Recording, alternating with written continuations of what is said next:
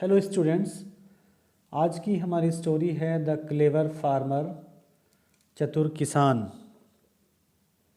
ये कहानी बड़ी दिलचस्प है और इस स्टोरी के ज़रिए हम डिफ़िकल्ट वर्ड्स के मीनिंग, उनके सही प्रोनाउंसिएशन और इंग्लिश ग्रामर सीखेंगे।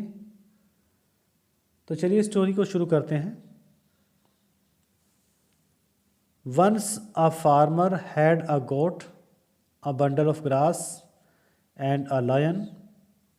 Once एक बार a farmer had, एक किसान के पास थी, a goat एक बकरी, a bundle of grass घास की एक गठरी, and a lion और एक शेर। had के बाद जब वर्ब की थर्ड फॉर्म आती है तो वहाँ पर पास्ट परफेक्ट टेंस होता है, लेकिन यहाँ पर had के बाद नाउन का प्रयोग है। तो ऐसी कंडीशन में पास्ट में किसी सब्जेक्ट के पास कोई चीज़ होती है तो वहाँ पर हम हैड का प्रयोग करते हैं। इस सेंटेंस में एक किसान के पास थी एक बकरी, घास की गठरी और एक शेर। एक बार एक किसान के पास एक बकरी, घास की गठरी और एक शेर था। He had to cross a river on a small boat, which could carry only two of them at a time. यहाँ पर had to का प्रयोग है। had to पास्ट में जब सब्जेक्ट को कोई कार्य मजबूरी में करना पड़े,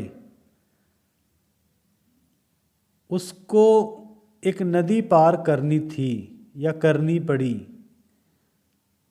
He had to cross a river on a small boat.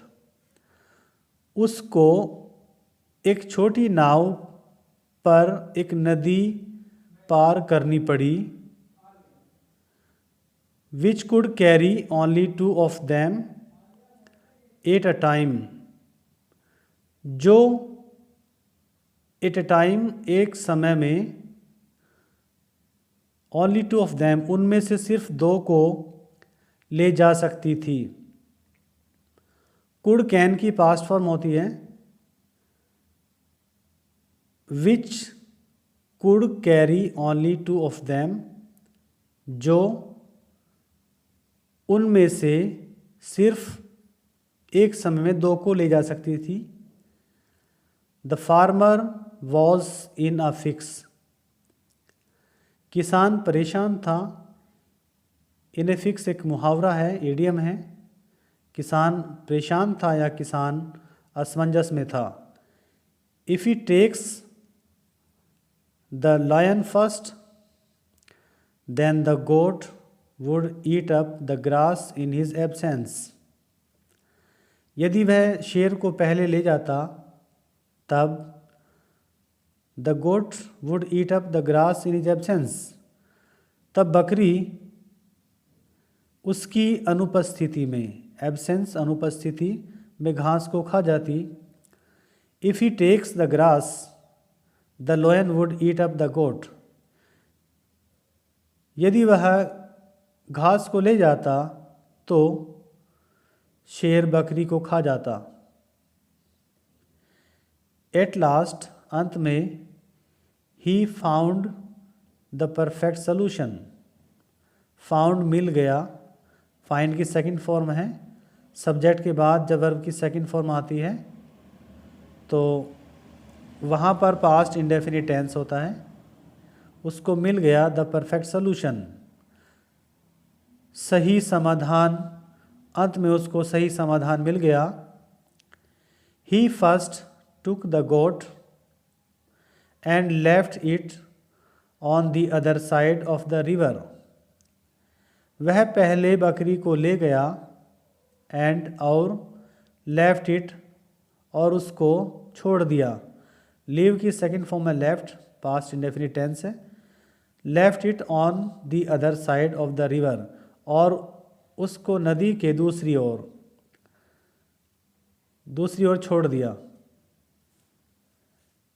Then he took the lion on his second round, then फिर he took the lion on his second round. फिर वह शेर को दूसरे चक्कर में ले गया. He left the lion and brought the goat back. उसने शेर को छोड़ दिया, past indefinite tense, and brought the goat back. और बकरी को वापस ले आया. Bring की सेकंड फॉर्म है brought,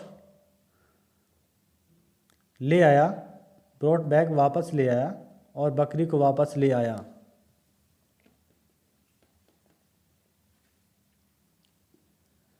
Leaving the goat on this side. Leaving छोड़कर, leave की ing फॉर्म है और ये प्रेजेंट पार्टिसिपल है. Leaving the goat on this side. बकरी को इस तरफ छोड़कर, इस ओर छोड़कर. He took the bundle of grass. वह घास की गठरी ले गया. He left the grass with the lion. उसने घास को शेर के साथ छोड़ दिया. And returned to take the goat in the end. और अंत में बकरी को ले जाने के लिए वापस लौट आया. Thus इस प्रकार he crossed the river without any loss. इस प्रकार उसने बिना किसी नुकसान के नदी को पार कर लिया. मोरल ऑफ द स्टोरी है, A little intelligence goes a long way. थोड़ी सी बुद्धिमानी बहुत आगे जाती है, बहुत दूर तक जाती है. यही इस स्टोरी से हमें सबक मिलता है, यही सीख मिलती है कि थोड़ी सी बुद्धिमानी बहुत दूर तक जाती है या बहुत आगे जाती है.